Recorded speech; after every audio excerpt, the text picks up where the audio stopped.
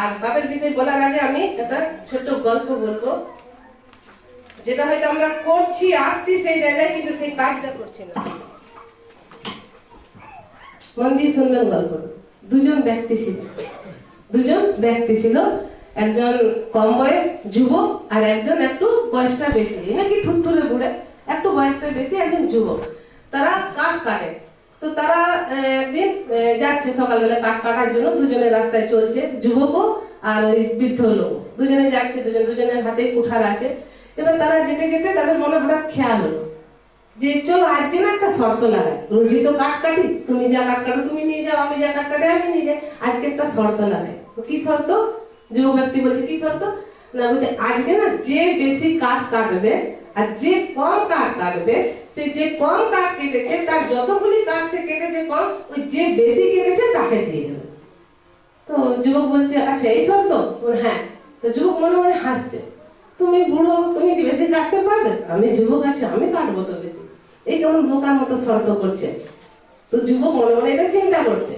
এবার সে রাজি হয়ে গেল, হ্যাঁ ঠিক আছে চলো, যে বেশি কাটবে তাকে কিন্তু দিয়ে দিতে হবে। দেখো দেবে তুমি? তো বৃদ্ধ লোকটাকে বলছে তুমি দেবে তো আমি যদি বেশি কাটি? তো বৃদ্ধ লোক বলছে হ্যাঁ, যে বেশি কাটবে দিয়ে দেবো, তো আমি যদি কাটি তো তোমারটা আমাকে দিতে হবে কিন্তু। যুবক বললো হ্যাঁ হ্যাঁ নিশ্চয়ই, অনেক আছে। এবারে তারা শুরু করলো কাঠ কাটতে, যুবক পুরো দমে কাটছে, বৃদ্ধ পুরো দমে কাটছে। তো যুবক মনে মনে ভাবছে আমি জিতবো, একটা আমি শক্তিতেও আছি, আমি যুব অবস্থায় আছি, আর আমি থামবোই না, আমি কেটেই যাব, আমি বসবো না, আমি জল পর্যন্ত গ্রহণ করবো না, আমাকে এই রেস জিততেই হবে, ওর কাঠ কাটাগুলো আমাকেই নিয়ে যেতে হবে। তো কেটে যাচ্ছে, কিন্তু ওই বয়স্ক যে ব্যক্তিটা ছিল সে মাঝে মাঝে না গাছের ছায়াতে গিয়ে বসছিল। গাছের ছায়াতে বসে কখনো জল পান করছে, কখনো বা কিছু এনেছে খাবার সেটা খাচ্ছে। 2-3 বার ওই বয়স্ক ব্যক্তিটা উঠে গাছের তলায় গিয়ে বসছে, কিন্তু যুবক এক ধ্যানেও কাঠ কেটে যাচ্ছে, আর ওই ব্যক্তির দিকে দেখছে, আর অবাকও হচ্ছে আর খুশিও হচ্ছে, যা যা বস, আমার বেশি কাঠ কাটা হবে, বসবো। আর ভাবছে এত বৃদ্ধ, উপরন্তু আবার কাঠ কাটতে চলে যাচ্ছে গাছের তলায় বসতে, তো ওর কাঠ কাটা কম হবে না, আমার তো বেশি হয়ে যাবে। তো এইভাবে যুবক মনে মনে ভাবছে, আর কাঠ কেটে যাচ্ছে এক নাগাড়ে, একদম না রুকে, কোনো জল, কোনো চা, কোনো খাবার সে খায়নি। কিন্তু বৃদ্ধ যে সে না বারবার ওই গাছের তলায় বসছিল, 2-3 বার গাছের তলায় বসেছে, আহারও করেছে, দুপুর বেলায় জলপানও করেছে, বসেছে ছায়াতে।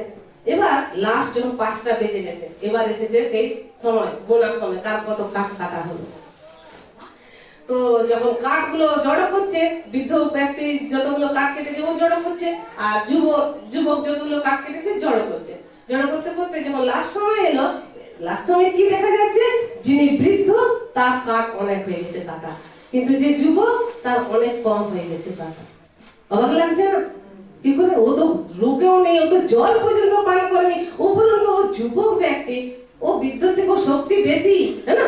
একজন বৃদ্ধ থেকে যুবকের তো শক্তি বেশি হবে, ও যুব অবস্থায় আছে, কিন্তু ও যখন কাঠ গুনছে ওর কম হলো কেন? তখন যুবক ব্যক্তি রেগে গেছে, এটা আমার সাথে অন্যায় হলো, এটা হলো কি করে? আমি তোমার মতো 3 বার গিয়ে গাছতলায় বসিনি, আমি এক নাগাড়ে কাঠ কেটে গেছি, তো আমার কেন কাঠ কাটা কম হবে? তখন ওই বৃদ্ধ ব্যক্তি নম্রভাবে বলছে, বাবু তুমি তো আমাকে দেখেছো আমি 3 বার 4 বার ওই গাছের তলায় গিয়ে বসেছি এবং জল খেয়েছি, খাবার খেয়েছি, আসলটা তুমি দেখোনি আমি আর একটা কাজ করেছি। তখন যুবক বলছে কি করেছো? আমি তো খেতে দেখেছি। বলছি আমি যতবার 3 বার হোক 4 বার হোক, আমি যখন ওই গাছের ছায়াতে গিয়ে বসেছি রেস্ট নেওয়ার জন্য, আমি রেস্ট নিয়ে আমার যে কুঠারটা সেটা আমি ধারালো করছিলাম। হালেলুয়া! আমি কুঠারটা ধারালো করছিলাম, সেটা তুমি দেখোনি? ওখানে পাথরে ঘষে আমি ধারালো করছিলাম। আর তুমি বাবু ওই একটা কুঠার সকালে ধার করে নিয়ে এসেছো, আর সেই ধারে তুমি কাঠ কেটে যাচ্ছ, কাঠ কেটে, তো ভোতা তো হবেই না, কাঠ কাটতে তো ভোতা হবে। একটা তীক্ষ্ণ ধারালো কুড়ালে কাঠ কাটুন, আর একটা ভোতা কুড়ালে কাঠ কাটুন, কোনটাকে শক্তি বেশি লাগবে? ভোতা হাতে।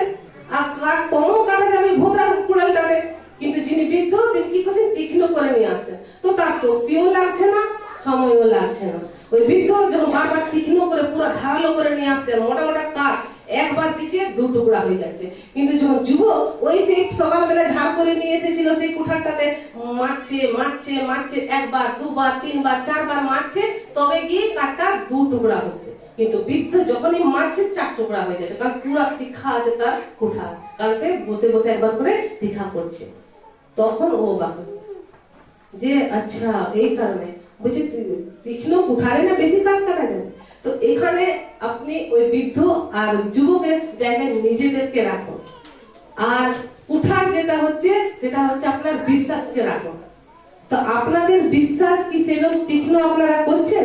এই যে আমরা প্রতি রবিবার আসছি, এই যে আমরা কোথাও প্রার্থনা হচ্ছে যাচ্ছি, এই যে আমরা সন্ধ্যেবেলা প্রার্থনায় বা মেরিনা 10টা থেকে প্রার্থনা করে সেই প্রার্থনায় জুড়ছি, শুক্রবার প্রার্থনা হচ্ছে সেখানে জুড়ছি, তো কি করছি? আমাদের কুঠারটা নিয়ে নিয়ে গিয়ে ধার করছি, বচন শুনছি না, সব প্রার্থনাতেই বচন হয়। এই সন্ধ্যেবেলা প্রার্থনা তো বচন শোনায়, কোনো না কোনো ভাই, কোনো না কোনো বোন, কখনো আমাদের ফাদার শোনান।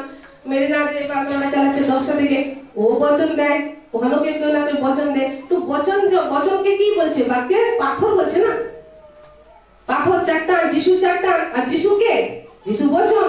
তো ওই ব্যক্তি কি বলছে? আমি পাথরে গিয়ে ঘষেছি আমার কুঠারটা। তো আমাদেরও এই যে আমরা বিশ্বাস পেয়েছি, ওই যুবকের মতো যেন ওই বিশ্বাসটাই না রাখি। হ্যাঁ চলো আমার তো বিশ্বাস হয়েছে, আমি ঘরে বসে থাকবো, রবিবার প্রতি রবিবার চার্চে গিয়ে কি হবে না, প্রার্থনাতে জুড়ে কি হবে, সন্ধ্যাবেলা আমার কত কাজ হবে, রুটি তরকারি হবে, ঘুমাবো জলদি। তো কি হবে? আপনার বিশ্বাস রূপী কুঠারটা ভোতা হয়ে যাবে। তো না তো আপনি ঈশ্বরের রাজ্যে কাঠ কাটতে পারবেন, মানে না আত্মাকে আপনি নিয়ে আসতে পারবেন, না আপনি নিজের আত্মিক উন্নতি করতে পারবেন, না আপনার মধ্যে ফল দেখা যাবে, না আপনি মানে কারোর জীবনে ফলস্বরূপ হতে পারবেন। কারণ আপনার বিশ্বাস রূপী কুঠারটা কি আছে? ভোতা আছে। কেন? না আপনি সানডে সানডে চার্চে আসলেন, না আপনি কোনো প্রার্থনায় জুড়ছেন, না কারো কাছে কারো বাক্য শুনছেন, কোনো দাস বা দাসী। যত আপনি শুনছেন ওই মানে বাক্য, মানে আপনার কুঠারটা ওই পাথরে ঘিসা হচ্ছে। আর যখন ঘিসা হবে পুরা তীক্ষ্ণ থাকবে আপনার বিশ্বাস। শয়তান এলো ওটাতে দু ফাড়া হয়ে যাবে। শয়তান আপনার বিশ্বাসকে খারাপ করতে গেলে কি হয়ে যাবে? ও দু ফাঁক হয়ে যাবে।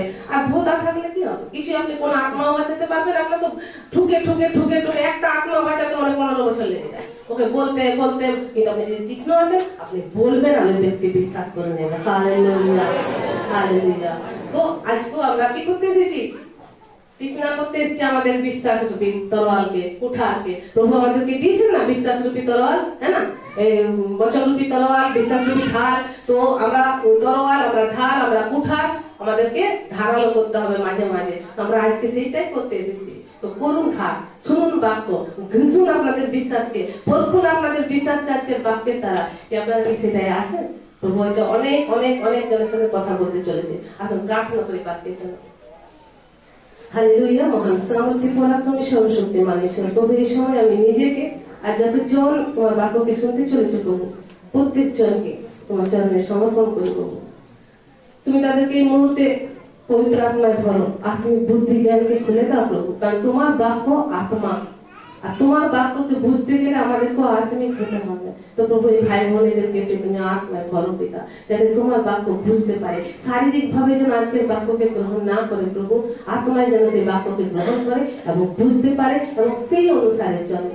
প্রভু আমি প্রার্থনা করি, আমি নিজেকে তোমার মধ্যে লুকাই প্রভু, তুমি প্রকট হও। আমি নয় পিতা, এখানে আমার মুখকে তুমি ব্যবহার করো, তুমি কথা বলো প্রভু। আমি প্রার্থনা করি আজকের বাক্য যেন প্রত্যেকের সাথে আলাদা আলাদা ভাবে কথা বলে প্রভু। তুমি সাহায্য করো পবিত্র আত্মা, তুমি সাহায্য করো। আমি নিজেকে তোমার চরণে সমর্পণ করি। সকল আদর মহিমা তোমায় দিয়ে এই সময়কে, এই স্থানকে, এই ভাই বোনেদেরকে আমি নিজেকে তোমার চরণে সমর্পণ করি।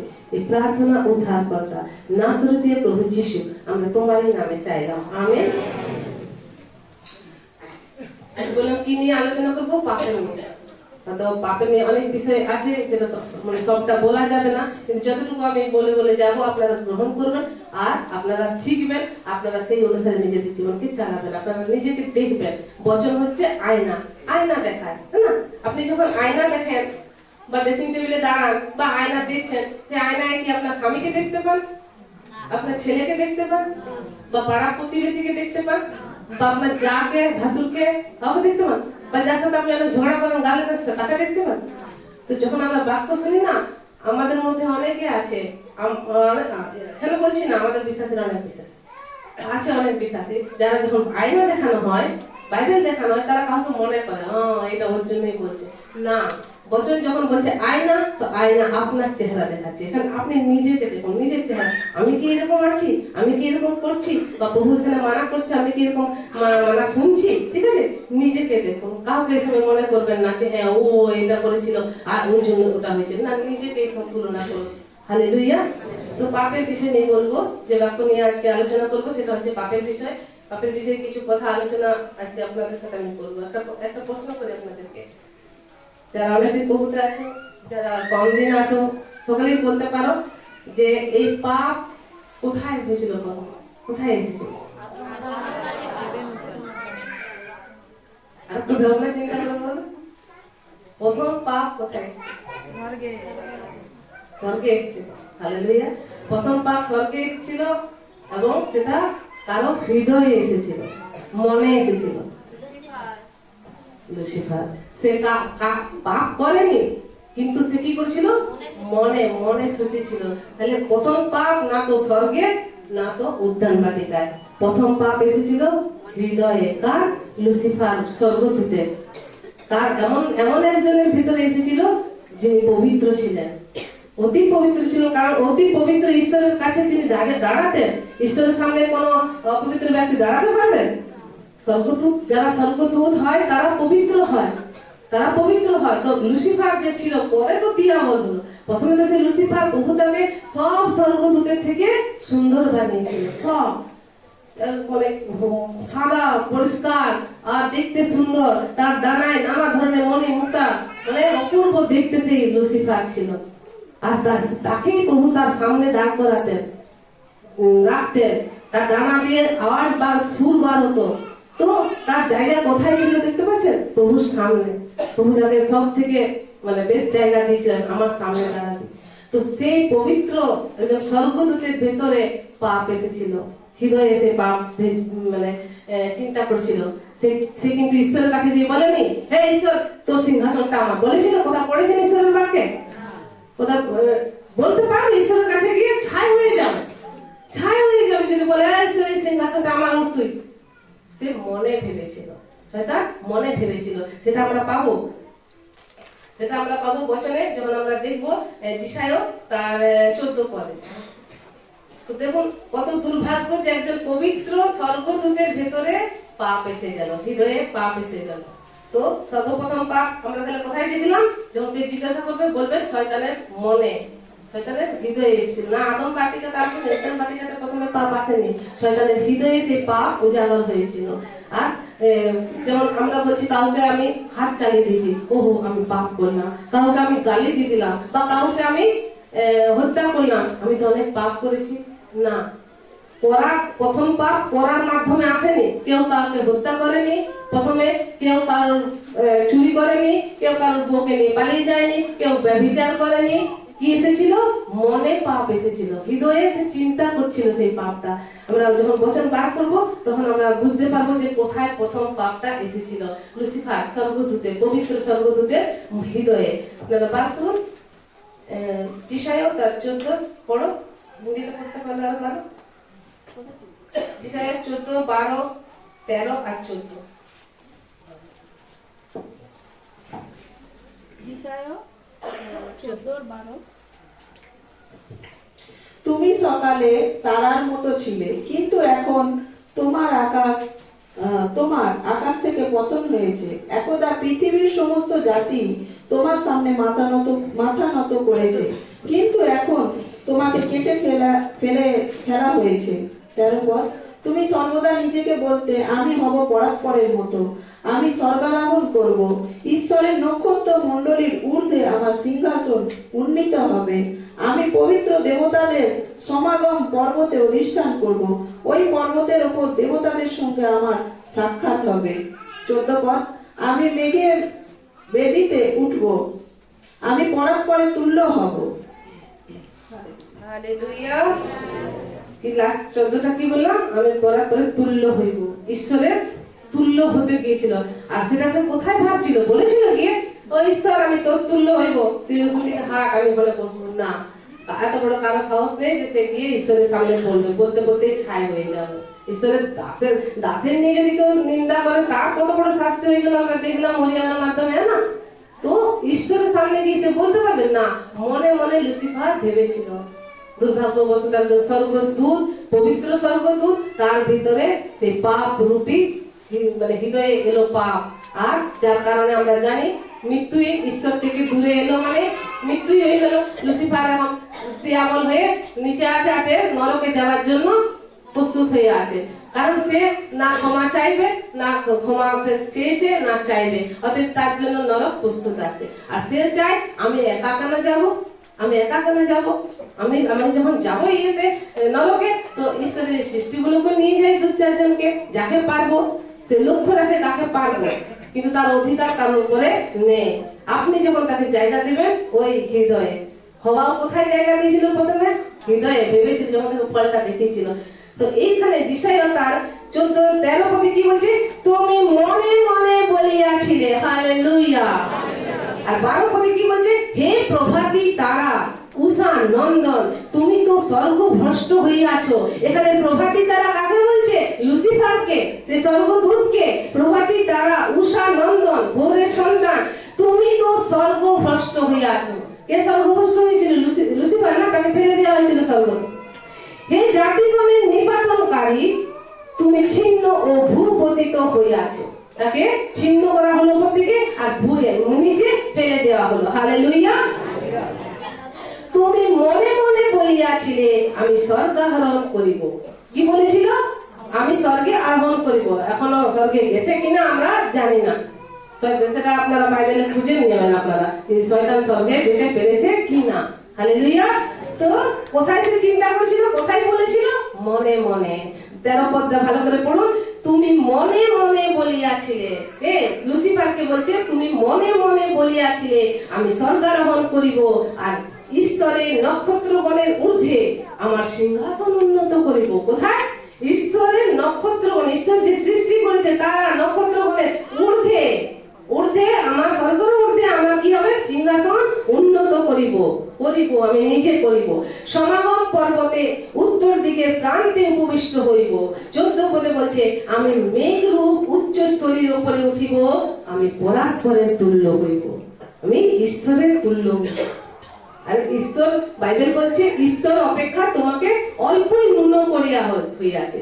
মানে ঈশ্বর সব, মানে নিজের মূর্তিতে আমাদেরকে নির্মাণ করেছেন না, স্বরূপে, ঈশ্বরের স্বরূপে আমরা নির্মাণ হয়েছি। যেমন ঈশ্বর তেমনি আমরা। শুধু বাইবেল বলছে, গীত সঙ্গীতে আছে যে ঈশ্বর 8 পদে দেখে, গীত সঙ্গীতে 8-এর মনে 12, 13, 6 পদে আছে ঈশ্বর অপেক্ষা আমাদেরকে অল্পই ন্যূন করিয়াছে। একটুই আমরা কম ঈশ্বরের থেকে। ঈশ্বর তাদের ভৌতিক মূর্তিতে আমাদেরকে নির্মাণ করে নেয়। তো সে তো স্বর্গদূত, সে তো ঈশ্বরের কাছে আছে। তো সে কি বলছে? আমি পরাৎপরের তুল্য হইব। এই বলে মনে মনে সে পাপ করে নিল। মনে মনে যখন পাপ করলো, কি হলো? তাকে ওই যে বলে তুমি স্বর্গভ্রষ্ট হয়ে আছো, শয়তানকে নিচে ফেলে দেওয়া হলো। শয়তান ছিন্ন হলো স্বর্গ থেকে। কোথায়? সে কি ওখানে মারপিট করেছিল ঈশ্বরের সাথে? সে কি ওখানে তরবারি চালিয়েছিল? সে কি অন্য কিছু পাপ করেছিল? না, মনে মনে পাপ করেছিল। আর এই পাপ তার মৃত্যুর কারণ হলো। মৃত্যু, আপনারা ভাবেন শরীরের মৃত্যু, আরে মৃত্যু সে যাবে অনন্ত নরকে, অনন্ত আগুনে, আত্মায় তার মরণ হয়ে গেছে সেদিনে, যেদিন সে ঈশ্বর থেকে আলাদা হয়ে গেল। যেমন আদম হওয়া ফলটা খাওয়ার পর কি মরে গেছে? 930 বছর ওই ফল খাওয়ার পর বেঁচেছিল না? কিন্তু তারা, ঈশ্বর বলেছিল তোরা মারা যাবি। তাহলে ঈশ্বর কি মিথ্যা কথা বলেছিল? তারা মারা গেছিল, আত্মায় তারা মারা গেছিল, ঈশ্বর থেকে তারা আলাদা হয়ে গেল। আর যখন ঈশ্বর থেকে আলাদা হয়ে গেল, যখন পাপ করলো, তাদের ব্লাডের পাপ চলে এলো, তো কি এলো? যখন স্বর্গ থেকে নিচে ফেলে দিয়ে এলো, রোগ এলো, হত্যা হলো, ঝগড়া, ক্লেশ ধীরে ধীরে ধীরে ধীরে ধীরে ধীরে বাড়তে লাগলো। ওই যে পাপ রূপী এলো, ওইটা তার ভিতরে ব্লাডে, তারপরে নিচে ফেলে দিল, রোগ বিমারিও সব কিছু আসতে লাগলো। আমরাও পাপের, আমরা বলতে পারি যে পাপের কারণে অনেক বিমারি আসে। আপনারা বিশ্বাস করেন পাপের জন্য বিমারি আসে? এটা কি আমি পাপ করছি বা আপনি পাপ করেছেন, ব্লাডে বয়ে আছে সেই পাপ, আর সেই ব্লাডে বয়ে আসা পাপকে খণ্ডন করে একমাত্র যিশুর ব্লাড, তাছাড়া কোনো ব্লাড নেই। কোনো ব্লাড আমাদের জন্য বহানো হলো নির্দোষ মেমনার ব্লাড একমাত্র প্রভু যিশু।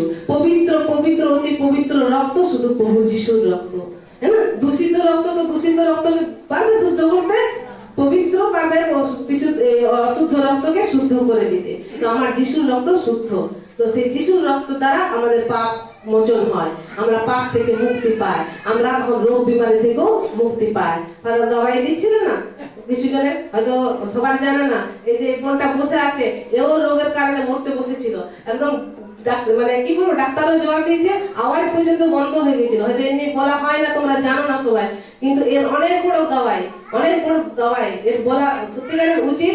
এ মানে ঘোর হয়ে আছে, কথা বলারও উচিত। যিনি প্রথম প্রার্থনা করার জন্য স্বামী কল করলো কারোর কাছ থেকে খবর নিয়ে, তো ওকে যে বলাবো, বলো হালেলুয়া, বলো জয় যিশু, ও ঘোর হয়ে পড়ে আছে। তো কিন্তু শুনতে পাচ্ছে আমার কথা, শয়তান ওকে পুরো খারাপ করে রেখে দিয়েছে, বাচ্চা তো নষ্ট করেই দিয়েছে, প্লাস ওকে মানে ব্লাড যাচ্ছিল 2.5 মাস ধরে, 2.5 মাস ধরে তার শরীর থেকে ব্লাড বয়ে যাচ্ছিল, আর সে নিস্তেজ হয়ে গেছিল।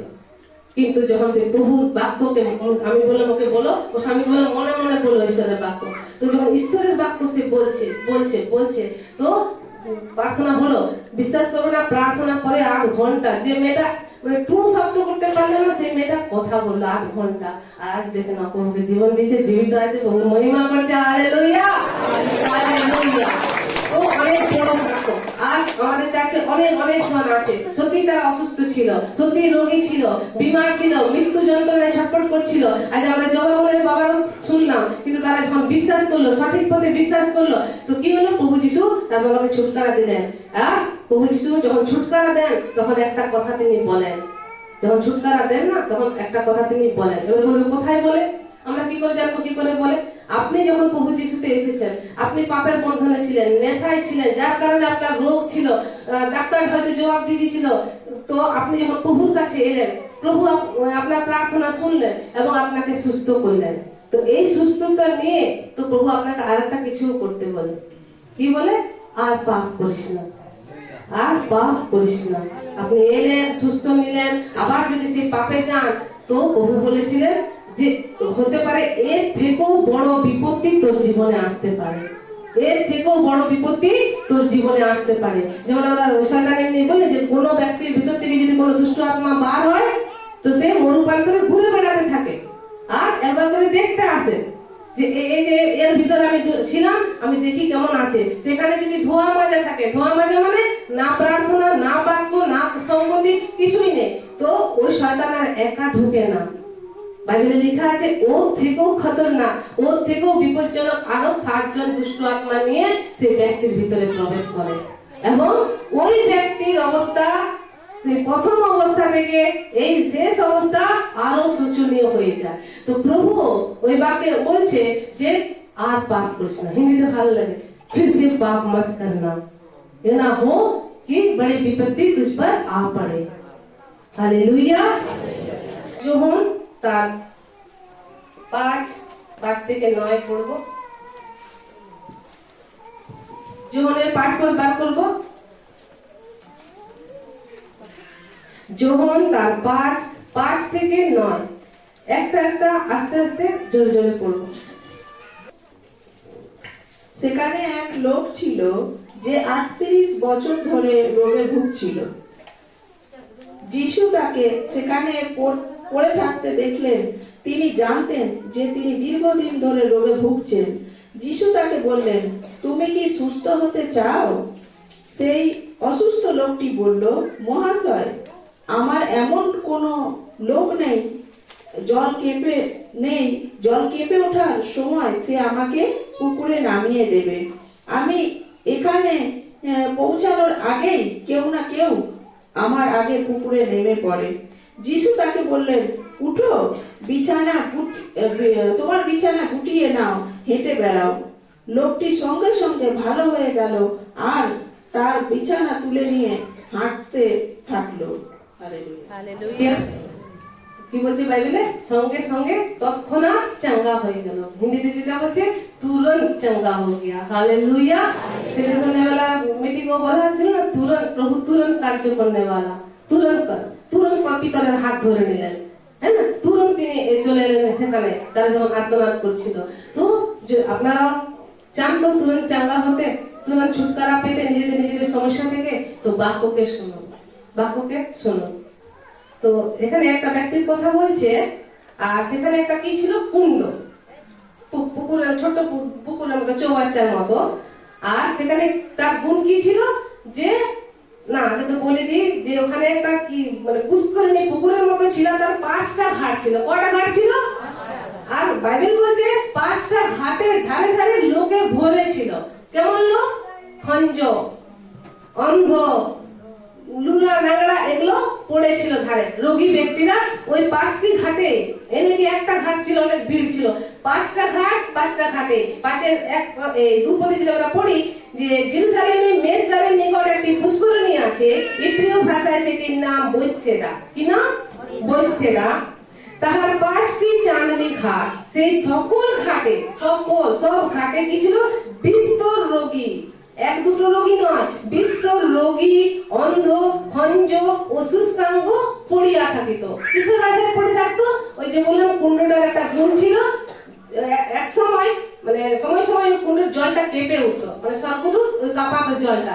আর ওই কাঁপানোর সময় যে ওই কুণ্ডটা মানে ডুববে, জলটাতে ডুববে, সে তখনই চাঙ্গা হয়ে যাবে, তুরন্ত চাঙ্গা হয়ে যাবে। হালেলুয়া। তো তার জন্য ওই রোগীরা ওই কুণ্ডের ধারে ধারে বসে থাকতো আশায়, আর ওই জলের দিকে তাকিয়ে থাকতো যে কখন কাঁপবে, সর্বদূর কখন কাঁপাবে, আমি কখন পড়বো।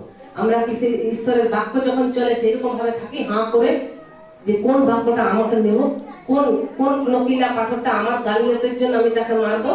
সেই রোগীরা যেমন ওই কুণ্ডের দিকে ধ্যান দিয়ে বসে থাকতো, কখন স্বর্গদূত আসবে, কখন জলটাকে হিলাবে। কারণ সবাই রেডি আছে না, যে আগে ছাপ দেবে, পরে নয়।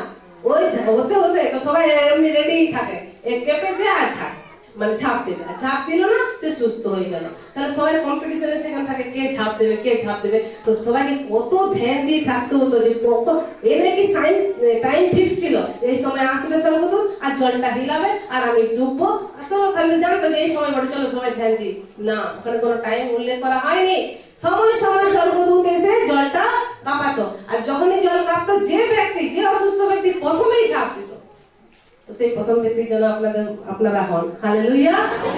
যে বাক্যকে ক্যাচ করে নেবেন, ধরে নেবেন, এই বাক্য আমার জন্য, তো সে সুস্থ হয়ে যেত। তারপরে যেমন লেখা আছে, তাহারা জল সঞ্চালনের অপেক্ষায় থাকিত, কেননা বিশেষ বিশেষ সময়ে ওই পুষ্করিণীতে প্রভুর এক দূত নামিয়া আসিতেন ও জল কম্পন করিতেন।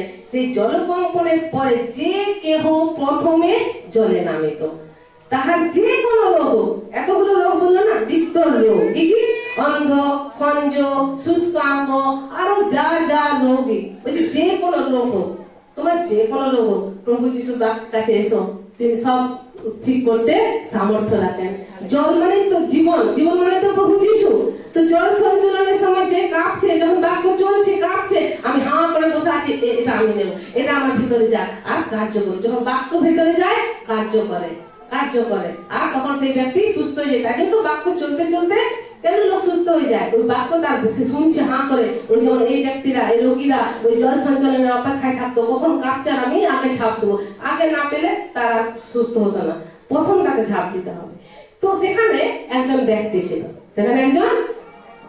ছিল, সে কত বছর ধরে রোগী ছিল? 38 বছরের রোগী ছিল। হ্যাঁ, আমরা 5 পদে পড়ি।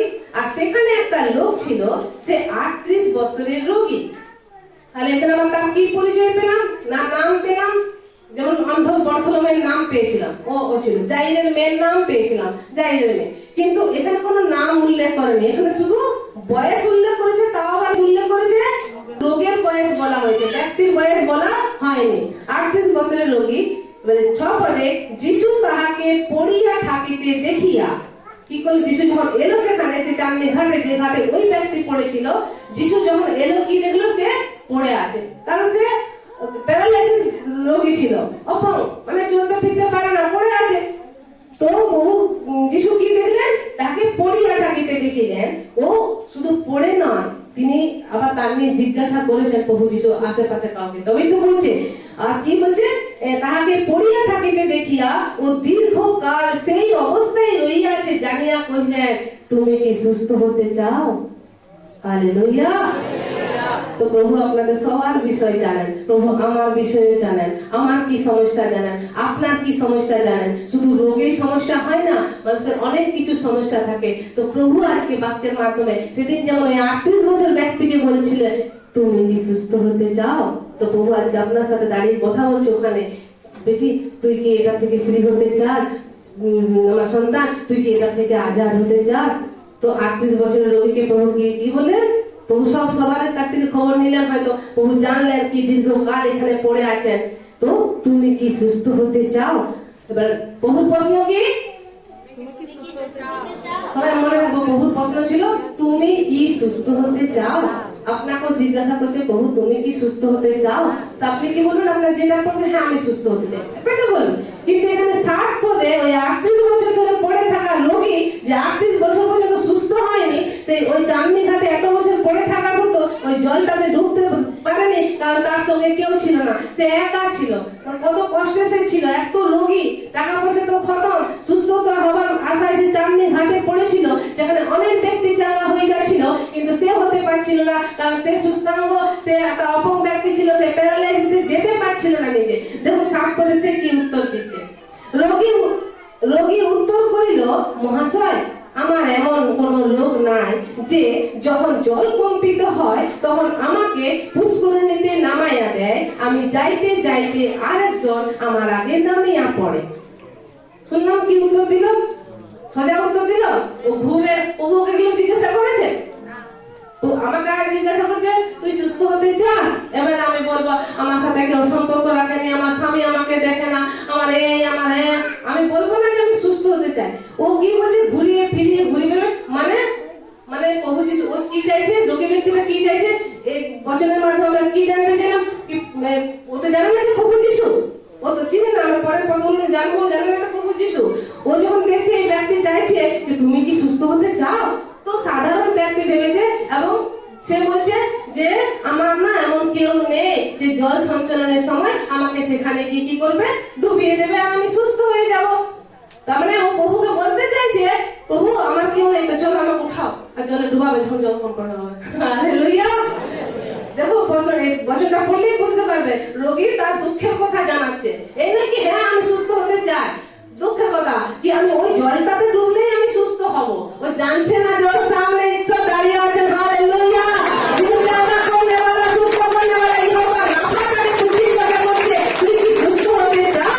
তো আপনার সামনে দাঁড়িয়ে আপনি যদি অসুস্থ আছেন, তো ইয়েহোবা রাফা আপনাকে জিজ্ঞাসা করছে, বেটি তুই কি সুস্থ হতে চাস? তো আপনি ঘুরিয়ে পেঁচিয়ে বলবেন না, আমার স্বামী দেখে না, আমাকে ডাক্তার দেখাবার পয়সা নেই, আমার হ্যাঁ মানে কি কোন ধরুন প্রভু যিশু কারো রূপ নিয়ে এলো, কি ফারাক আপনাকে জিজ্ঞাসা করছে, তুমি বল কি হয়েছে, সুস্থ হতে চাও?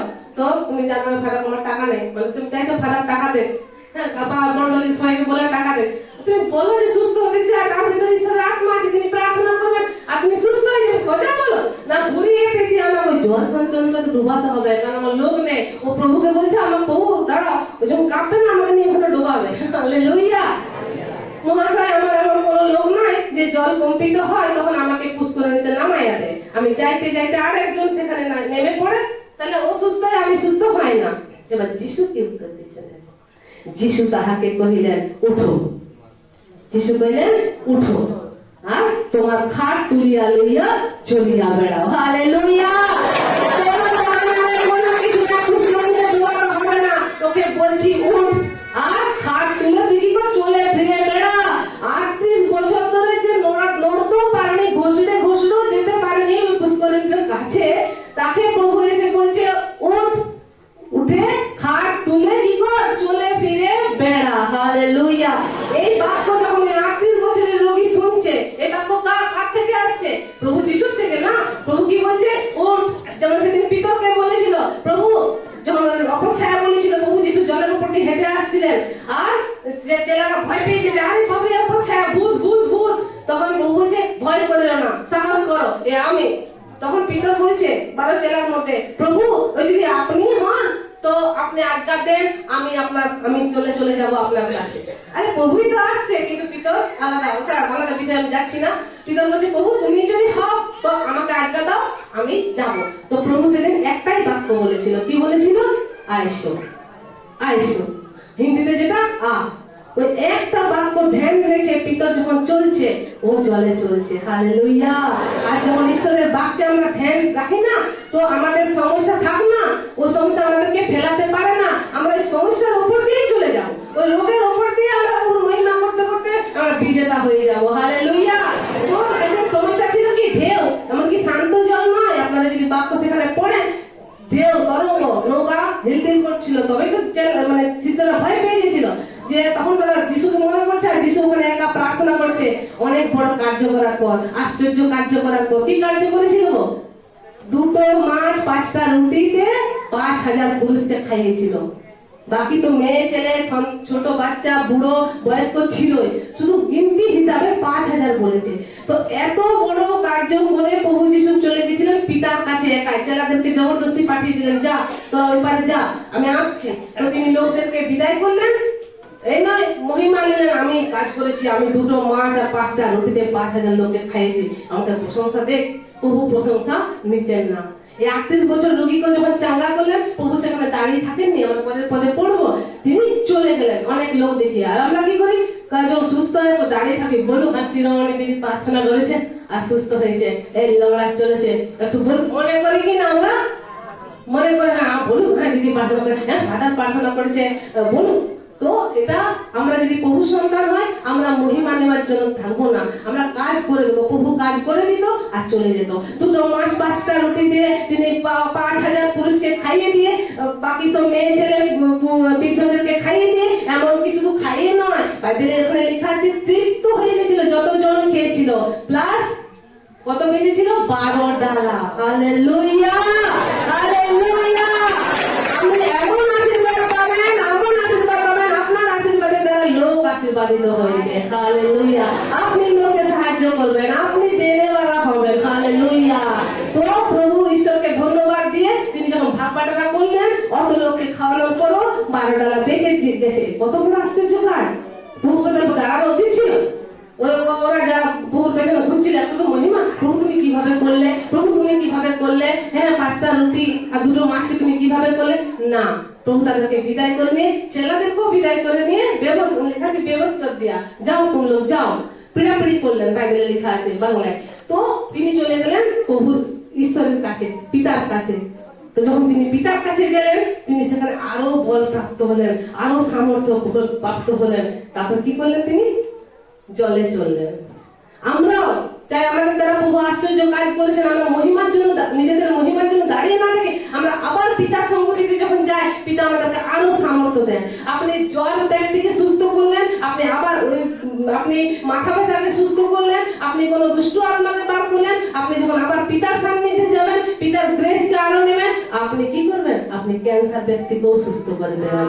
Hallelujah, hallelujah. কখন হবে? যখন আপনি পিতা, যার কাছ থেকে আপনি পাচ্ছেন শক্তিটা, তার মানুষের কাছ থেকে আপনি শক্তি পাননি, যে মানুষের কাছে মহিমা নেওয়ার জন্য দাঁড়িয়ে গেল, আমার দ্বারা এই দুষ্ট ব্যক্তি পীড়িত মহিলাটা ঠিক হয়ে গেল। আপনার দ্বারা নয়, আপনার দ্বারা হয়নি, প্রভু দ্বারা হয়েছে। হ্যাঁ, আপনি দিয়েছেন ব্যবহার করতে, আপনার শরীরকে, আপনার হাতকে প্রভু ব্যবহার করছে। কার্য কে করেছে? আমার ঈশ্বর। তো আমার প্রভু যিশু উনি দাঁড়িয়ে থাকতেন না। আমরা যদি তার সন্তান হয়, আমরাও এরূপ করব।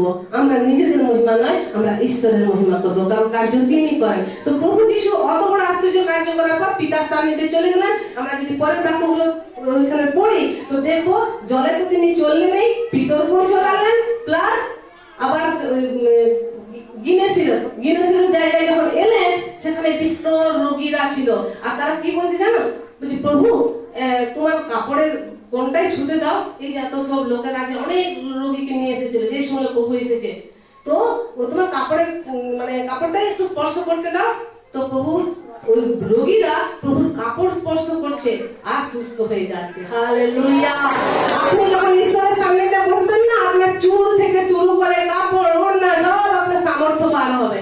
ও ছোঁয়াবেন, ছুঁতে পারবেন। আমরা দেখেছিলাম একবার অঙ্কুশী চার্চে, তিনি কলমে প্রার্থনা করলেন, আর সেই কলম কেউ ছুঁতে পারছে না, পড়ে যাচ্ছে। সামর্থ্য সামর্থ্য, সে ঈশ্বরের সান্নিধ্যে যাচ্ছে, ঈশ্বরের কাছে প্রার্থনা করছে। তো এরকম আপনিও হবেন, আপনার রোম রোমে সামর্থ্য দৌড়াবে, আপনি দাঁড়াবেন, দুষ্ট আত্মা আপনার কাছে দাঁড়াতে পারবে না, আপনার দিকে চোখ তুলে তাকাতে পারবে না। কখন? যখন আপনি ঈশ্বরের কাছে বারবার যাবেন, ঈশ্বরের গ্রেসকে নেবেন, তো আপনার দ্বারা বহু অলৌকিক আশ্চর্য কার্য করবেন, আর যেমন তার দাস দাসীদের মাধ্যমে করছেন কিনা। তো এই কাজ করে আমরা যখন দেখি, তো কি ঘুরিয়ে ফিরিয়ে উত্তর দিল। এবার প্রভু যখন বলে কি, উঠ, তোর খাট তুলে লইয়া চলিয়া বেড়া, তাহাতে তৎক্ষণাৎ সেই ব্যক্তি সুস্থ হলো, तुरंत वो व्यक्ति चंगा हो गया। वचन हिंदी वचने বলছে तुरंत। তো যদি আপনারা তুরন্ত চঙ্গা হতে চান, আপনারা তুরন্ত যদি সেই সমস্যা থেকে আজাদ হতে চান, তো বাক্যকে শুনুন। ওই ব্যক্তি প্রভু যেটা বলছে সেটা শুনেছে, আর শুধু শুনেনি। আপনি বলুন, যে ব্যক্তি 38 বছর ধরে উঠতে পারেনি, চলতে পারেনি, দাঁড়ানো তো দূরের কথা, ঘষলেও যেতে পারেনি, প্যারালাইসিস রোগে পড়ে আছে, আর প্রভু এসে বলছে উঠ, আর সে শুনে নিল। আপনি বলবেন আমার টাকা নেই, আর প্রভু বলছে আমাকে ওখানে যেতে। প্রভু জানেন আমার টাকা নেই, প্রভু জানেন না আমার ঘরে একটা রোগী পড়ে আছে, আর প্রভু আমাকে ওই বাড়িতে প্রার্থনা করতে যেতে বলছে। আমি কি করে যাবো? আমার ঘরের স্বামীকে কে দেখবে? আমার সন্তানকে কে দেখবে? আমার সন্তানের আজকে পরীক্ষা। আপনি ঈশ্বরের বাক্য শুনুন। আপনাকে যদি ঈশ্বরের বাক্য কিছু কথা বলছে তার দাস দাসীদের মাধ্যমে বা স্বপ্নের মাধ্যমে, আপনি দেখছেন প্রভু আপনাকে কিছু কাজ দিল, যে যা আমার সন্তান ওখানে যা, ওই ব্যক্তি পীড়িত আছে, যদি প্রার্থনা কর, তো আপনি বলবেন আমার ঘরেও একটা অসুস্থ ব্যক্তি আছে, আমার মেয়ে সর্দি কাশি করেছে, আমার হ্যান, আমার তেন। আপনি শুনবেন।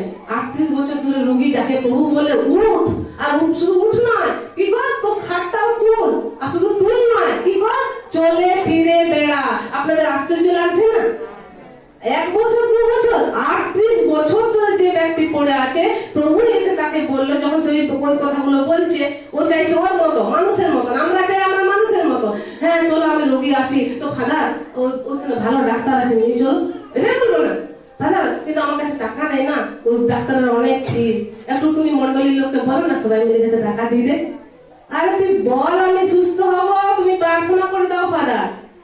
কারণ প্রভু আমাদের ইহোবা রাফা, কিন্তু আপনার যেমন বিশ্বাস, প্রভু আপনাকে সেভাবে কার্য করুন। বিশ্বাস ছাড়া তিনি কার্য করেন না। তো আমরা কি করি? মানুষ হিসাবে মানুষের মতো চিন্তা করি, আত্মায় আমরা চিন্তা করি না। আমরা যে আত্মিক প্রাণী আমরা চিন্তা করি না, আমরা ভুলে যাই আমরা কখনো কখনো আমরা আত্মিক প্রাণী। আমরা শারীরিক ভাবে চিন্তা করি। এই 38 বছর ধরে পড়ে থাকা ব্যক্তিও সেই চিন্তা করছে, প্রভু গো আমার লোক নেই, ওখানে নিয়ে যাবে, তুমি চলো বলে ওখানে নিয়ে যাবে, আর আমাকে ওখানে ফেলে দেবে। আর প্রভু সব শুনে কোনো উত্তর দিলেন? ওই উত্তরের প্রত্যুত্তর কোনো দিলেন? সীতা বলেন ওঠ, খাট তুল, চলে ফিরে বেড়া। প্রভু কি দেখতে পাচ্ছেন না যে পড়ে আছে, দীর্ঘদিন ধরে পড়ে আছে, কিন্তু ওই ব্যক্তি প্রভুর আজ্ঞা শুনলো, আর সে উঠে দাঁড়ালো, আর কি হলো, সে খাট তুলে চলে বেড়াতে লাগলো। হালেলুয়া! কারণ সে যখন বাক্য শুনছিল, তখনই তার ভেতরে বাক্য গিয়ে তার সুস্থতা দিচ্ছিল। দেখো লেখা আছে না, যখন প্রভু উঠ, তোমার খাট তুলিয়া উঠো, তোমার খাট তুলিয়া লইয়া চলিয়া বেড়াও, তাহাতে তৎক্ষণাৎ সেই ব্যক্তি চাঙ্গা হয়ে গেল। সে তখন উঠে জানলাম কি করে চাঙ্গা হয়ে গেল, কারণ তার ভিতরে যে প্রভুর বাক্যটা গেল, উঠে চলে ফিরে বেড়া, খাট তুলে নে, ওই বাক্য গিয়ে তাকে তৎক্ষণাৎ চাঙ্গা করে দিয়েছে। আর শেষের লাইনে আমরা দেখছি সে কি করলো, আপনার খাট তুলিয়া লইয়া চলিয়া বেড়াতে লাগিল। হালেলুয়া! আমরা প্রভুর মহিমার জন্য জোরে করে তালি দিই। হালেলুয়া! এবার আমরা 10 পদে যাব। সেই দিন কি ছিল? বিশ্রামবার। কি ছিল? বিশ্রামবার। তো মানে মসজিদ ব্যবস্থা অনুসারে বিশ্রামবারে কোনো কার্য করা চলবে না। এটা পুরনো নিয়ম নয়, নতুন নিয়ম। কিন্তু তা সত্ত্বেও সত্য কি ফরিসিরা অনেক সময় অনেক চার্চে থাকে, তারা সব কিছু মানে পুরনো নিয়মে, কিন্তু আত্মায় যে চলার কাজগুলি তারা শোনে না। তারা দিচ্ছে যে বিশ্রামবার। 10 পদে বলছে, সেই দিন বিশ্রামবার, অতএব যাহাকে সুস্থ করা হইয়াছিল তাহাকে জিহুদীরা বলিল, আজ বিশ্রামবার, খাট বহন করা তোমার পক্ষে বিধেয় নয়। শোনো, একটা লোক 38 বছর ধরে পড়েছিল, তোমরা রোজ দেখেছো, ওই চাঁদনি ঘাটে তোমরা এসেছো, 5টা চাঁদনি ঘাটে দেখেছো, 38 বছর ধরে পড়েছো, তোমরা দেখোনি? আর যখন তাকে দেখছো সে খাট তুলে চলে বেড়াচ্ছে, তো তাদের কি করা উচিত ছিল? ঈশ্বরের মহিমা করা উচিত ছিল না? ঈশ্বরের মহিমা ছেড়ে দিয়ে তারা কি করছে? আজ বিশ্রামবার, তুমি কি করে খাটটা তুললে? চিন্তা করুন তারা কি প্রকারের চিন্তা করছে। আজও আমার ভাই বোনেরা, আজও এরকম অনেক লোক আছে, তার এটা দেখে না যে ওই ব্যক্তি যেমন ভাই গাওয়াই দিচ্ছিল না আমাদের দীপক ভাই, তো যে ও প্রভুতে আসার আগে মরা অবস্থায় ছিল, কেমন বিমারিতে ছিল, তো যারা বিরোধ করছে তারা এটা দেখছে না যে এই ভাইয়ের জীবনে কত পরিবর্তন হয়েছে। জগতের লোক কি দেখে, তুই চার্চে গেছিস, তুই এটা করছিস না, তুই ওটা করছিস না, ভালোটা দেখছে না। গোবিন্দ ভাই ভালো হয়ে গেছে সেটা দেখছে না, যে একটা পাগলের মতো ছেলে ঘুরে বেড়াতো, একটা গালি দেওয়া, একটা মানে লোকের সাথে ঝগড়া করা, বা ব্যক্তিকে প্রভু আজ বদলেছে, মন বদলেছে, সেটা লোকে দেখে না। দেখছে আমি সিঁদুর পরিনি, দেখছে আমি শাখা পরিনি, দেখছে আমি চার্চে যাচ্ছি, দেখছে আমি খ্রিস্টান হয়ে গেছি, ভালোটাকেও দেখছে না। সেদিনও সেই বিশ্রাম বারে যেহেতু প্রভু যিশু তাকে বললেন যে তুমি খাট তুলে চলে বেড়া, তো সে প্রভু বাক্য অনুসারে করেছে। সত্যকে পরিসেরা এসে বলেছে, যারা বেশি দেখায় আমরা আত্মিক, যারা বাইবেল বলে মৌরি জিরারও দশমাংশ দেয় আর উঠে গিলে খায়, এদিকে জিরারও দশমাংশ দেয়, যারা ভেতর ভেতরে কি করছে কি জানি, তো তারা বলছে মহিমা না করে ঈশ্বরের যে বাপরে তুই চাঙ্গা হয়ে গেলি, আরে হালেলুয়া না, তারা দেখছে খাট তুলে নিয়ে বেড়াচ্ছে, হ্যাঁ যাচ্ছে তারা দেখছে না এই মেয়েটা নোংরা ছিল, এই মেয়েটা গালিগুলো দিত, এই মেয়েটা ঝগড়া করতো, এই মেয়েটা ঘরে অশান্তি ছিল, এই মেয়েটা ঘরে গরিবী ছিল না, এতটুকুতে পড়েছিল না, সেটা আজ নেই, আজ ভালো আছে, আজ কাউকে গালি দেয় না, আর সবার সাথে ভালো সম্পর্ক রাখতে চাইছে, আর ভালোভাবে আছে, আর প্রভুর কাছে যাচ্ছে, মিথ্যা কথা বলা ছেড়েছে, গাল দিয়া ছেড়েছে। কারো নজরে সেগুলো আসবে না গো, তোমাদেরও আসবে না কারো নজরে, তোমার আসবে তোমরা এটা করছো না, আর তোমরা পালন পাইছো না, এই মারা গেল এটা করছো না, ওগুলো শুধু দেখে। সেদিন সত্যকি পুলিশরা তার খাট তোলাকে দেখছে না যে 38 বছরের রোগী আজকে দাঁড়িয়েছে, আসো আমরা ঈশ্বরের মহিমা করি না। তো আমার ভাই বোনেরা আপনারা চিন্তা করবেন না, ও সেদিন চিন্তা করেন, খাট তুলে নিয়ে চলে বেড়েছে, যেহেতু কে আজ্ঞা দিয়েছে যে তাকে সুস্থ করলো, তো আপনাকে যে সুস্থ করেছে না সেই বলেছে এগুলো করিস না, এগুলো করবি, তো আপনাকে মিথ্যে কথা বলতে মানা প্রভু করেছেন যে আপনাকে সুস্থ করেছে। তো জগতের লোক বলুক, একটু আধটু মিথ্যা কথা বলতে তোরা তো বেশি একবার প্রার্থনা যিশু এ করবো না ও করবো না, একটু আধটু চলে, একটু আধটু ঘুষ নেওয়া চলে, একটু আধটু করা চলে, তো কি করছে তারা বলছে প্রভু তোরা করছিস, তার উপরটা দেখে, ভেতরটা যে আমার মন বদলে গেছে, আমি বদলে গেছি, ভালো হয়ে গেছি, তাদের নজর নাই, তারা খ্রিস্টান হয়ে গেছে। তুই চার্চে যাচ্ছিস, তুই আমাদের জগতের কাজে আসছিস না, তুই এটা করছিস না, তুই ওটা করছিস না, তুই ওটা করছিস না, এই হয়ে গেছে ওই হয়ে গেছে, এটা দেখে। তো আমরা দেখি বাইবেলের বচনে সে কি করছিল, বলছে খাট বহন করা তোমার পক্ষে বিধেয় নয়। এখানে খাট, আগে খাট কিসের, কাঠের হতো না, কাঠ, তাহলে সে কাঠ তুলেছে, কি তুলেছে, কাঠ। আর প্রভুকে কিসে টাঙানো হয়েছিল, কাঠে, ক্রুশ কাঠে টাঙানো হয়েছিল। তো প্রভু ধন্যবাদ দিই, তো আমি কালকে প্রকাশন পেলাম পড়তে, কারণ একটা সময় আমি বরযাত্রী থেকে এসেছি 12:30 পরে, একটা সময়, তখন কি বলবো আমি কৃষ্ণা ফোন করেছিল, বলি প্রার্থনা করো আমার জন্য, কি যে কালকে বলবো, আমি কোনো রেডি নেই, বিয়ে বাড়ি আছে, হ্যাঁ একটু আধটু ভাবছি এটা বলবো, কিন্তু অনেকবার পড়েছি যে কাঠ আর খাটের মধ্যে কালকে আমি পেলাম। তো ওই ব্যক্তি কি বহন করছে, খাট মানে কাঠ, মানে আজ যেমন প্রভু যিশু আমাদেরকে বলে কি, ক্রুশ তুলিয়া লও, ক্রুশ তুলিয়া লও। তো আমরা যখন ক্রুশ তুলে নিয়েছি, আমরা যখন গাল দিচ্ছি না, আমরা যখন জগতের পূজা পাশাতে নেই, আমরা প্রসাদ খাওয়াতে নেই, আমরা এখানে ওখানে ঘোরাফেরাতে নেই, তো আমরা কি করছি, ক্রুশ তুলে নিয়েছি না।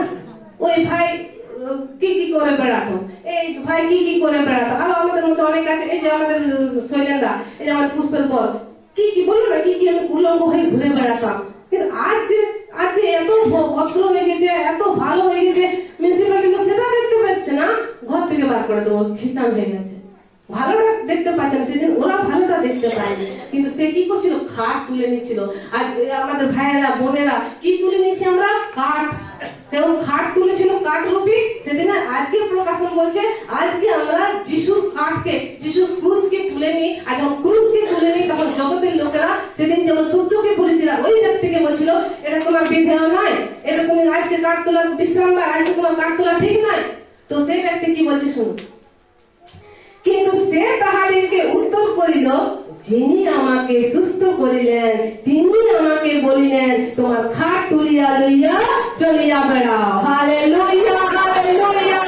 আপনি যে ব্যক্তিরা আপনি বলতে, আপনি বলেন যে আমাকে সুস্থ করেছে, যে আমাকে মুক্তি দিয়েছে, যে আমাকে পাপের বন্ধন থেকে আজাদ করেছে, নেশার বন্ধন থেকে আজাদ করেছে সে আমাকে বলেছে এগুলো করো না। অতএব যে আমাকে সুস্থ করেছে আমি তার কথা শুনবো না, তা তোমার কথা শুনবো? তুমি আমাকে সুস্থ করেছিলে, ওই যে দীপক ভাই লোকটা চললো 2 মাস ধরে খাটে পায়খানা করছিল, ওর স্ত্রীকে, ওর স্বামী, স্ত্রী না, ওর স্বামী ওকে বাথরুমে যেত আবার নিয়ে আসতো। চিন্তা করো সেই পরিবারের কি অবস্থা ছিল। তখন তো কেউ এসে তোমরা খোঁজ নাওনি। যেই ওই ব্যক্তি ঈশ্বরের দাসের দ্বারা, প্রার্থনা দ্বারা ওই ব্যক্তি সঙ্গে সঙ্গে সুস্থ হয়ে গেল, আসে দৌড়াতে লাগলো, যে ব্যক্তি 2 মাস পড়েছিল, জগতের লোক চলে এলো, তুমি এগুলো কি করছো, ও কি হলো ওটা দেখছে না যে ওই ব্যক্তিটা পড়েছিল, ওকে তুলে তুলে নিয়ে যেতে হতো পায়খানা পেছাও করানোর জন্য, আর সে নিজে দৌড়াচ্ছে। ওয়া ঈশ্বরের মহিমাও করলো না। কি তোরা কেন কাঠ তুলবি, কেন কাঠ তুলবি, কেন প্রার্থনা করবি? আরে যিনি আমাকে সুস্থ করেছেন, যিনি আমাকে মুক্তি দিয়েছেন, তিনি বলেছেন প্রার্থনা করতে, তিনি বলেছেন এইসব করবি না, এইসব কর। তবে আমাকে যে সুস্থ করেছে আমি তার কথা শুনবো। 38 বছরের রোগীও সেটাই বলেছিল, যে আমাকে সুস্থ করেছে তিনি আমাকে বললেন তোমার খাট তুলিয়া লইয়া চলিয়া বেড়াও। তাই তো আমি খাট তুলে নিয়ে চলে বেড়াচ্ছি। Hallelujah, hallelujah. তখনকার খাট ছিল আর আজকের কাঠ, মানে আজকের ক্রুশ। আমার ভাই এবং বোনেরা, আমাদের নিজেদের ক্রুশকে আমাদেরকে বইতে হবে। জগতের লোক বলবে, বলুক কি, শুনবে না, শুনবে না। কারণ যিনি তোমাকে আজাদ করেছেন, যিনি তোমাকে আজকে এত সুন্দর একটা জীবন দিয়েছেন, তিনি এগুলো করতে বলেছেন। কোথায় ছিল যখন আপনি জগতে ছিলেন? কোথায় ছিল যখন আপনারা পাগল ছিলেন? কোথায় ছিল যখন আপনারা নেশার বন্ধনে ছিলেন? কোথায় ছিল স্বামীর মার খেতে? একটা দিদি তো এসে পড়ে থাকতো তার স্বামীর মারের ভয়ে। আজ স্বামী স্ত্রী দুজনে প্রভুতে আছে। হালেলুয়া। ও কে দিল? তো সে কার কথা শুনবে? জগতের কথা? জগতে তার স্বামীকে ঠিক করেছিল না প্রভু ঠিক করেছে? তো প্রভু ঠিক করেছে, তো প্রভু যে বলবে সেইটা করবে। তো প্রভু যখন তাকে বলেছে এই তুই এটা করবি না, এই তুই এটা করবি না, তো ও করবে না, ও ক্রুশ তুলেছে। তোমরা যতই বলো, তো এও সেদিন তোমরা যতই বলো আমাকে যে সুস্থ করেছে, আমাকে বলেছে তুই খাট তুল আর তুই চলে ফিরে বেড়া, তো আমি তার অনুসারে করছি। 12 পদে বলছে তাহারা তাহাকে জিজ্ঞাসা করিল সেই ব্যক্তি কে যে তোমাকে বলিয়াছে খাট তুলিয়া লইয়া চলিয়া বেড়াও? সে এমন কোন ব্যক্তি আছে যে ঈশ্বরের বাক্যের বিরুদ্ধে কার্য করেছে? পুরো বাক্য মানে উপরে উপরে। তোমাকে কোন ব্যক্তি বলেছে? তারা জানে না যিশু। কে বলেছে তোমাকে যে ঈশ্বরের বাক্যের বিরুদ্ধে কাজ করতে, তোমাকে আজকে খাট তুলতে বলেছে?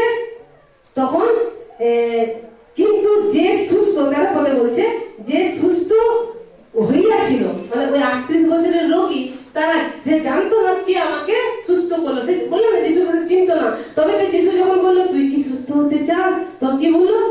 হ্যাঁ প্রভু বলেনি। সে বললো ওই যে কুণ্ডটা আমাকে কেউ নিয়ে যাওয়ার লোক নেই, আমি যাওয়ার আগে আরো জন পড়ে যায়, তবে সুস্থ করতেছে, দাঁড়াও আমাকে ওখানে ফেলে দেবে তুমি, আমি সুস্থ হয়ে যাবো। হালেলুয়া। তো ও চিনতই না যে যিশু। যদি চিনতো সে যিশু, সে কি বলতো এরকম?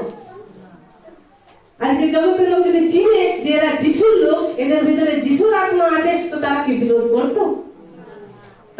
তাদের চোখ অন্ধ করে রেখে দিয়েছে জগতের অধিপতিরা, অন্ধ করে রেখে দিয়েছে। তারা চিনতে পারছে না যে এরা কারা, এরা পরম প্রধান, এরা জীবিত ঈশ্বরের সন্তান, এদের সাথে সাথে ঈশ্বর চলে। তো তারা এসে বিরোধ করতো না, তারা বরং প্রভুর মহিমা করতো। তো যে ব্যক্তি সুস্থ হয়েছিল সে জানে না যে তাকে সুস্থ করলো।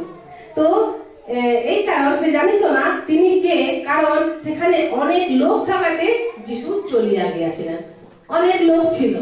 38 বছরের রোগী চাঙ্গা হলো, তাহলে কি করবে? যে চাঙ্গা করলো তার মহিমা করবে কিনা সবাই? তো যাতে প্রভু মহিমা না, অনেক ব্যক্তি থাকার কারণে প্রভু সেখান থেকে চলে গেলেন, তো সেখান থেকে চলে গেলেন। তো তার জন্য সে জানে না কে সুস্থ করলো। এবার কিছুদিন পর, 14 পদে দেখুন, কিছুদিন পর যিশু আবার সেই ধর্মধামে তাহার দেখা পাইলেন। ওই ব্যক্তির সাথে আবার তার দেখা হইল। তারপরে যিশু ধর্মধামে তাহার দেখা পাইলেন। তো যিশু কিভাবে দেখা পাইলেন? সুস্থ অবস্থায় চলে ফিরে বেড়াচ্ছে, দেখা হলো। এবার যিশু তাকে ডাকলেন আর বললেন, দেখো কি বলছে। বলিলেন দেখো কি তুমি সুস্থ হইলে, তো আর পাপ করিও না। দিদি হিন্দিতে একবার পড়ে দাও না এই বছরটা 14টা জোরে জোরে। इनसे पाप मत करना। ওই 14 পুরোটাই পড়ো। इन बातों के बाद वो यीशु को मंदिर में मिला। यीशु ने उससे कहा, देख तू चंगा हो गया है, फिर से पाप मत करना। फिर से पाप मत करना, फिर से पाप मत करना। इस लाइन को अंडरलाइन कर दो। फिर से फिर से फिर से फिर से আমরা কাকে বলি? এখানে বাংলায় লেখা আছে আর পাপ করিও না, আর পাপ করিও না, মানে ওই ব্যক্তি পাপ করতো তার জন্য প্রভু তাকে বলছে, যেমন গোবিন্দ ভাইকে বলবে আর তুমি মদ খাবে না, হ্যাঁ না, মানে ও মদ খেত তবে তাকে বলবে আর মদ খাবে না। বা কেউ আমি কাউকে যেতে মানা করছি কোনো জায়গায়, তুমি আবার ওখানে গেলে, তুমি মানা করেছি না, তুমি আবার ওখানে গেলে আর যাবে না, মানে ও গেছে। তো এই ব্যক্তিকে বলছে কি ফির সে পাপ মত করনা, মানে ওই ব্যক্তি পাপ করতো যে কারণে অসুস্থ ছিল, যে কারণে 38 বছর ধরে সে পড়েছিল, যে কারণে তার সাথে কেউ ছিল না। তো প্রভু কি বলছেন? প্রভু তো সবই জানেন, অন্তর্যামী। তো যখন বলছে দেখো তুমি সুস্থ হইলে না, ভালো লাগে না আমরা যখন কাউকে দেখি, যেমন লড়াটা চললো ধৌঘাটা, তো এখন যখন তাকে দৌড়াতে দেখবে এটা সকালে ভালো লাগবে না, হ্যাঁ না? যুবক ভাই দেখবে হ্যাঁ প্রভুর মহিমা করবে, চলছে ভাইটা এই বোনটা, তো কি বলবে যে দেখো বোন তোমাকে সুস্থ করলো না প্রভু, হ্যাঁ আর ইয়া করো, ভুলভাল করো না, বলি না আমরা, দেখেন লোক ঈশ্বরের কথা আমরা লোককে বলি, দেখো বোন তোমাকে প্রভু সুস্থ করে দিল, এই যে এই বোনটা পড়েছিল বিছানায় মৃত্যু সজ্জায় শুয়েছিল, তো আমরা একে যখন ঈশ্বরের বাক্য দিলাম, প্রার্থনা করলাম, আমরা কি বললাম? দেখো এগুলো আর করো না, হ্যাঁ না, এই পাপ করো না, মানে সে করতো না, তবে না তাকে বলবো যে দেখো এই করো না, ওই করো না, ওই করো না। আপনার বোঝা কাজ সেগুলো করতো, আমাকে মানা করা হয়েছিল, মানে আমি করতাম, আমি সেসব জিনিস করতাম, তবে তো যে ভাই আমাকে সুসমাচার দিয়েছিল সে বললো যে এগুলো করবে না। হালেলুয়া। তো বলছে দেখো তুমি সুস্থ হইলে আর পাপ করিও না, পাছে তোমার আরো অধিক মন্দ ঘটে, ऐसा ना हो कि और भी ज्यादा विपत्ति तुझ पर आन पड़े। তাহলে পাপ করলে আবার আরো তার থেকে অধিক বিপত্তি আমার উপরে এসে পড়বে। কে বলছেন এটা? স্বয়ং প্রভু যিশু বলছেন। তা আমার ভাই এবং বোনেরা, আমরা যে পাপের কারণে, চাই সেটা মিথ্যে কথা বলা হোক, চাই কারো চুরি করা হোক, কারো আরো ব্যভিচার করা হোক, যে পাপের ছিলাম আর যে পাপের কারণে আমরা রোগগ্রস্ত হচ্ছিলাম, বা আমাদের বংশ পরম্পরা থেকে যে রক্তে রোগ চলে আসছিল আর আমরা সেই রোগে আক্রান্ত হয়েছিলাম, কিন্তু যখন এবার এলাম কোনো ভাই বোনের দ্বারা প্রভু কাছে এলাম, শুনলাম এখানে প্রার্থনা করলে প্রভু যিশু ঠিক করে দেন, এবং প্রভু আমাদের সম্মুখে এলেন আর আমরা চার্চে এসে নিয়ে প্রার্থনা করলাম আর প্রভু আমাদের প্রার্থনা শুনে নিলেন এবং আমাকে সুস্থ করে দিলেন। এবার আমার কাজ কি? ওই সুস্থতা নিয়ে আবার ঘুরে পাপ করা নয়। ওই সুস্থতাকে আমাকে যদি রাখতে হয়, বরকরার বজায় রাখতে হয়, তাহলে আমাকে কি করতে হবে? পাপ, যে পাপের কারণে আমার এসেছিল রোগ, সেই পাপকে ছাড়তে হবে। এর জন্য এখনো অনেক মন্ডলীতে অনেক লোকেরা আছে যারা আসতে চাচ্ছে, পেয়েছে সুস্থতা, কিন্তু সেই সুস্থতার প্রতিফল তারা দেয়নি ঈশ্বরকে, আবার সেই পাপটা ছাড়েনি, যে কারণে তারা এখনো বিশ্বাসী হলো, চাচ্ছে এলো, তারা বোঝের সাথে আছে, অশান্তির সাথে আছে। কেন? তারা এখনো নিজেদের পাপকে ছাড়েনি। তাতে আমি বললাম তো, পাপ শুধু প্রথমে করার মাধ্যমে আসেনি, যে আমি কিছু করেছি, আমি একে মেরেছি, আমি পাপ করলাম, আমি হত্যা করেছি, আমি পাপ করলাম, আমি ব্যভিচার করেছি, আমি পাপ করলাম। করার মাধ্যমে পাপ আসেনি, সোচার মাধ্যমে, চিন্তার মাধ্যমে পাপ এসেছিল। কার মনে? সর্বভূত লুসিফারের মনে। আর লুসিফার থেকে সে হলো দিয়ামন, শয়তান হয়ে গেল। তো মনে পাপ এসেছিল, করার মাধ্যমে আসেনি। তো যখন প্রভু তাকে বলছেন যে আর পাপ করিও না, মানে সে পাপ করতা, সেই পাপের কারণে সে রোগী ছিল। আর প্রভু বলছে আবার যদি সেই পাপে ফিরে যাবে, তো এর থেকেও আপনারা, এর থেকেও আর অধিক কিছু হতে পারে, এর থেকেও অধিক কিছু হতে পারে। 38 বছর ধরে প্রভু আমি ওই কুণ্ডের ধারে পড়েছিলাম, 38 বছর ধরে আমি একা ছিলাম, 38 বছর ধরে আমি চলতে পারছিলাম না, 38 বছর ধরে আমার সাথে কেউ নেই, আমি একা, 38 বছর ধরে আমি দরিদ্রতায় ভুগছি, 38 বছর ধরে আমি দুর্দশার জীবন কাটাচ্ছিলাম, 38 বছর ধরে আমি ঘষলে চলতাম। আর প্রভু যিশু তুমি কি বলছো? এর থেকেও অধিক বিপত্তি আমার জীবনে আসবে। এর থেকে আর কি অধিক বিপত্তি হতে পারে? আপনারাই বলুন, এর থেকে কি অধিক বিপত্তি হতে পারে? তো প্রভু বলছেন नहीं, इससे भी ज्यादा, इससे भी अधिक विपत्ति तुझ पर आ पड़ेगी। कैसे पाप, कैसे विपत्ति आ पड़ेगी? কি করে আবার বিপত্তি আসবে?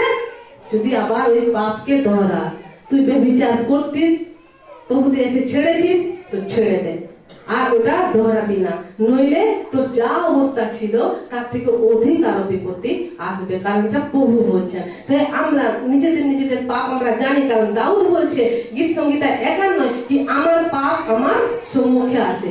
তুমি আমার পাপ পাপ জানো না, আমি তোমার পাপ জানি না। আমার পাপ আমারই সম্মুখে আছে, আর আমি কার বিরুদ্ধে পাপ করি? প্রভু তোমার, আমি কেবল তোমারই বিরুদ্ধে পাপ করে আছি, শুধু তোমারই বিরুদ্ধে। আমি যখন কোনো ব্যক্তির জিনিস চুরি করে নেই, আমি ওই ব্যক্তির পাপ করছি না, ব্যক্তির বিরুদ্ধে আমি ঈশ্বরের বিরুদ্ধে পাপ করছি, কারণ ঈশ্বরের বাক্য বলছে চুরি করো না। তাহলে আমি চুরি করছি, আমি এই ভাইয়ের কোনো জিনিস আমি চুরি করলাম, তা আমি কি ভাবো আমি ভাইয়ের বিরুদ্ধে পাপ করলাম? না, ঈশ্বরের বাক্য বলছে আমরা সোজা ঈশ্বরের বিরুদ্ধে পাপ করি। আমরা যদি ব্যভিচার করি তো আমরা কার বিরুদ্ধে পাপ করি? ঈশ্বরের, কারণ ঈশ্বর মানা করেছে সেটা করতে, আর আমরা ঈশ্বরের আজ্ঞাকে উল্লঙ্ঘন করি, আর আমরা সোজা ঈশ্বরের বিরুদ্ধে পাপ করি। তো দাউদ সেখানে গীত সংগীত 51 বলছে কি আমার পাপ আমার সম্মুখে রইয়াছে। হালেলুয়া। তো 38 বছরের রোগী তখন প্রভুকে বলছে, মানে বলতে পারে যে প্রভু এর থেকেও অধিক বিপত্তি? হ্যাঁ, এর থেকেও অধিক বিপত্তি। আমরাও জেনে নিই, আমিও জেনে নিই, আপনারাও জেনে নিই। আমাদের জীবনে যে পাপগুলো ছিল, ব্যভিচার রূপে হোক, তাতে আরো জঘন্য জঘন্য রূপে হোক, চুরি করা, ডাকাতি করা, ঘুষ নেওয়া, কাউকে হত্যা করা, মারা, এই পাপগুলি যদি আমাদের ছিল, কিন্তু প্রভুর কাছে আসার পর, ক্ষমা চাওয়ার পর আমরা সেগুলো ছেড়ে দিয়েছি, আবার যেন সেগুলোতে ফিরে না যায়, আবার যেন আমরা মিশরে ফিরে না যাই, নাহলে মিশরের দাসত্ব আমরা চিরকাল থেকে যাব। দাসত্ব মানে শয়তান আমাদেরকে দাস করে রেখে নেবে। আর ফোন দাস করে রেখে দিয়েছে না, দাসী করে রেখে দিয়েছে না, ফোন ছাড়া থাকতেই পারছি না, বিনা ফোন থেকে দেখো না তো ফোন আমরা ফোন চালাচ্ছি না, ফোন আমাদেরকে চালাচ্ছে। যদি আমরা খারাপ ইউজ করছি, কেউ যদি ঈশ্বরের বাক্য খুঁজছে, কেউ যদি মানে ঈশ্বরের বাক্যকে দেখছে, সেটা আলাদা ব্যাপার, কিন্তু ফোনের দোষ নেই, ফোনের দোষ নেই, দোষ ব্যবহার করলে বালা।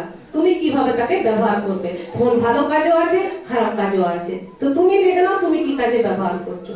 তাহলে আমরা যে পাপকে ছেড়েছি আর দুবারা যেন সেই পাপকে না দোহরায়। কারণ পাপের যখনই আপনি পাপ করছেন না, যখনই আপনি পাপ করছেন, শয়তান আপনাকে একটা বড় প্যাকেজ দিচ্ছে। কি দিচ্ছে? বড় প্যাকেজ। তাতে লেখা আছে মানে ঈশ্বর থেকে দূরে, তারপর ছোট ছোট ছোট ছোট রোগ, সেই রোগ আপনার ভিতরে ঢুকে। এই নয় কি আপনি পাপ করলেন না সঙ্গে সঙ্গে মারা যাবেন, না, আপনার ভেতরে ওই যে পাপের কারণে যে রোগ ঢুকবে, ছোট ছোট রোগ, সেটা বড় হতে হতে ঠিক হবে না, সেটা আপনাকে কার দোরগোড়ায় নিয়ে যাবে? মৃত্যুর দোরগোড়ায়। মানে আপনি ভাবে তো মরলে নেই, শারীরিক ভাবেও আপনাকে মৃত্যুর দোরগোড়ায় নিয়ে যাবে। আমার প্রভু যিশু যখন 3 দিন কবরে থাকলেন, ক্রুশে মৃত্যুবরণ করলেন, 3 দিন কবরে থাকার পর তিনি যখন বেরিয়ে এলেন, আমরা পৌলুসের মুখ দ্বারা শুনি কি বলছে? হে মৃত্যু তেরা ডং কাহা। মৃত্যু তোমার মানে দংশন করার জন্য হুল কোথায়? কারণ প্রভু যিশু সেই হুলকে ভেঙে দিয়েছে। কেন ভাঙতে পারলো প্রভু যিশু মৃত্যুর হুলকে? আমরা পারবো মরে নেই 3 দিন পর ফিরে আসতে? আমরা পবিত্র প্রভু যিশুর মতো নয়। প্রভু যিশু পবিত্র ছিলেন, তার জন্য তিনি ওই 3 দিন তার নিজের মর্জিতে ছিলেন। মৃত্যু তাকে ধরে রাখতে পারেনি, তিনি জীবিত হয়ে গেছিলেন। এবং পৌলুসের দ্বারা সেই পবিত্র আত্মা কি বলছে? মৃত্যু তোমার ভুল কোথায়? আর মৃত্যু মানে কেউ বেঁচে আছে মৃত্যুর হাত থেকে? মৃত্যু সবারই হবে, আমাদের সবারই হবে, শরীরে আমরা মৃত্যু সবাই গ্রহণ করতেই হবে মৃত্যুকে, মৃত্যু সত্য। তো মৃত্যুর ভুল আমরা প্রভু যিশুকে মারতে পারিনি, কারণ তিনি পবিত্র ছিলেন। তো থাক তুই, আমি বেরিয়ে যাচ্ছি। প্রভু মৃত্যুকে হারিয়ে বেরিয়ে এলেন। আর প্রভু যিশু কি প্রচার করছিলেন? সব থেকে আগে কি ফেরাও? মন ফেরাও। প্রভু যিশুর আগে যে যোহন বাপ্তায়ক, সেও কি বলছিল? মন ফেরাও। পরে আসছে তোমরা দিন হও, নম্র হও, এ হও, ও হও, কিন্তু আগে কি করো? মন ফিরাও। কারণ মনেই সব থেকে অধিক পাপ। এই মনকে সুরক্ষিত রাখো। এই মনের মধ্যে আগে আমরা চিন্তা করি, কোনো পাপ করার কাজে আগে আমরা মনে চিন্তা করি না।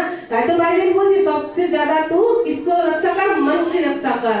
আর বাইবেল এটাও লেখা আছে ঈশ্বর হৃদয়কে, মনকে জানছে, আর সেই অনুসারে তিনি প্রতিফল দেন। আপনি মনে কি ভাবছেন? মনে এই ভাই বোনেদের নিয়ে আপনি কি চিন্তা করছেন? আপনি ঘরে এই যে ঈশ্বরের রাজ্যে যে আপনি দান দিলেন, দশমাংশ দিলেন, সেটা যখন আপনি ঘরে চিন্তা করছেন, সেই চিন্তাটাও প্রভু জানেন। যে আপনি যখন দান বার করছেন, আপনি টাকা গুনছেন কি এটা আমি দশমাংশ দেবো, এটা আমি দান দেবো, তো আপনার সেই সময় যে সোচটা চলছে প্রভু জানেন। আর আপনি চার্চে আসছেন বা আসছেন না, কি জন্য আসছেন না, কার কোন দিদির বিরুদ্ধে কথা গিয়ে, কোন দাসের বিরুদ্ধে কথা গিয়ে আপনি চার্চে আসছেন না, সেটাও প্রভু জানেন। আপনার হৃদয়ে যে কথাগুলো চলছে, তাই তো প্রভু যিশু, তাই তো যোহন বাপ্তায়ক তিনিও যখন প্রচার করছেন, সব থেকে কি বলেন? মন ফিরাও। কেননা স্বর্গরাজ্য সন্নিকট। প্রভু যিশু যখন এলেন তখন তিনিও প্রচার করতে লাগলেন কি মন ফিরাও মন, কারণ স্বর্গ একজন ছিল যে মন ফিরায়নি, স্বর্গ একজন ছিল যে ঈশ্বরের কাছে দাঁড়িয়েছিল আর সে মনে পাপকে জায়গা দিয়েছিল, যার কারণে সে স্বর্গ থেকে তাকে নিচে নামতে হয়েছিল, তার জন্য তাকে সে স্বর্গ থেকে ছিন্ন হতে হয়েছিল। যে আমরা পড়লাম যিশায়া 14 করে, হে প্রভাতী তারা, সে ছিল প্রভাতের তারা, উজ্জ্বল সুন্দর স্বর্গদূত, কিন্তু তার ঈশ্বর থেকে মানে মনে পাপ জায়গা দেওয়ার জন্য কি হয়ে গেল, ঈশ্বর থেকে আলাদা হয়ে গেল। আর যখন সে ঈশ্বর থেকে আলাদা হয়ে গেল তার অবস্থা আজকে আমরা দেখতে পাচ্ছি, সে নরকের জন্য রেডি হয়ে আছে, তাকে নরকে দেওয়া হবে। তো আমরা এই বাক্য থেকে এটাই শিখবো, আমরা যেন পাপকে আর প্রশ্রয় না দিই। যে পাপ আমরা ছেড়েছি, যে নেশা আমরা ছেড়েছি, আসবে এই যা জগৎ আছে না, মাথার চুল থেকে পায়ের নখ পর্যন্ত পাপ আপনারা ঘুরে বেড়াচ্ছে, আপনাকে কখন ঢুকবে আপনার ভিতরে, কখন আপনাকে খাবে, আপনারা বুঝতে পারবেন না, ভাবেন এগুলো কিছুই নয়। সব কিছুর মাধ্যমে, ফোনের মাধ্যমে হোক, কারোর সাথে গল্প করছেন সেই মাধ্যমে হোক, আপনাকে মানে ফেলে দেবে।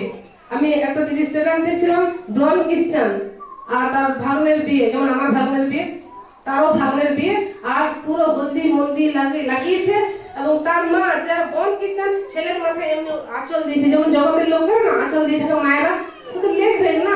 আমি দেখছি স্টেটাসটা, আর ও হলুদ মাখাচ্ছে যেমন করে জগতের লোকেরা মাখায়। তো আমি ওকে বললাম যে এটা যে করছো, তো তুমি তো বন খ্রিস্টান না, তো এগুলো মানছো? কিন্তু সে আমাকে একটা উল্টা উত্তর দিল, না আমি ওই মিনিস্ট্রিকে ফলো করি না। আমি দেখলাম ইংলিশে উত্তর দিয়েছিল অনেক বড়, না আমাদের গ্রাম আর এগুলো হলদি সেরেমনি হচ্ছে, তো এগুলো আমরা মানি, আর আমি না ওই মিনিস্ট্রিকে এখন ফলো করি না। আমি ওকে পরে লাগলাম, ঠিক আছে তুমি ওই মিনিস্ট্রিকে ফলো করো না, যিশুকে তো ফলো করো, তো বাইবেলে কোথায় হলদি সেরেমনি লেখা আছে তুমি করো। তো কি মাথার চুল থেকে পায়ের নখ পর্যন্ত যে কিছু করিয়ে শয়তান চায় আমাদেরকে পাপ করাতে। যে আমি ওই ঘরের পরিবারের অবস্থা আমি বলছি না কি পরিবারের অবস্থা আছে, কিন্তু প্রভু যিশু দয়া করেছিলেন, আমরা গিয়েছিলাম, আগারও গিয়েছিলাম, ওই পরিবারে আমরা গিয়েছিলাম, প্রার্থনা করেছি, অনেক ঠিক হয়ে গেছিল, তার স্বামী নেশা ছেড়ে দিয়েছিল, 4 চাকা গাড়ি নিল, কিন্তু আবার শয়তান কিছু না কিছু মাধ্যমে ফেলে দেবে। তার মানে ওই কথাটাই বলেছে, এটা তো হতে পারে, এটা করতে পারে, তাকে ওই মিনিস্ট্রির বিরুদ্ধে পাপ এনে দিয়েছে। সে মনে মনে ওই অত বড় একটা মিনিস্ট্রি নিয়ে কি চিন্তা করছে, শয়তান তার মনে কি চিন্তা দিচ্ছে, যে মিনিস্ট্রি দ্বারা প্রভু কত কার্য করছেন, সেই মিনিস্ট্রির বিরুদ্ধে, সেই দাসের বিরুদ্ধে তার চিন্তা। আরে কোন দাসের বিরুদ্ধে না, ছোট থেকে ছোট দাসেরও প্রভু বলেছেন মানে ওর বিরুদ্ধে যাবি না, আমার অভিষিক্ত ব্যক্তিকে তুই ছুবিও না। প্রভু যাকে অভিষেক করেছে, যারা বপ্তিস্মা নেওয়া, তাদের জন্য আমরা যেন কোনো খারাপ সোচ না রাখি, কারণ তারা প্রত্যেকে অভিষিক্ত। ভাববেন না দিদি কাজ করছে বা ফাদার কাজ করছে, এদের দ্বারা হচ্ছে এরাই অভিষিক্ত। প্রভু যাকে বেঁচেছেন, যারা নিজের শরীর মন প্রাণ প্রভুকে দিয়েছ, যারা বপ্তিস্মা নিয়েছ, তারা সবাই অভিষিক্ত। প্রভু তাদেরকে সবাইকে অভিষেক করেছেন তার নতুন জীবন পাওয়ার জন্য। হালেলুয়া। তো আমরা ওই বাক্যে ধ্যান দিই যে আমরা যেন মনে পাপ ছেড়েছি আর দুবার সে পাপে না যায়, নইলে এই বচনটা আমরা যেন ইয়াদ রাখি যে এর থেকেও বড় বিপত্তি হবে। আমরা প্রার্থনা করছি, আমরা জানি, আমরা বুঝাচ্ছি, বুঝছে না, আবার সেটা করছে এবং মৃত্যু পর্যন্ত চলে যাচ্ছে, মারা পর্যন্ত যাচ্ছে, ব্রন ক্রিশ্চান হয়েও মারা যাচ্ছে।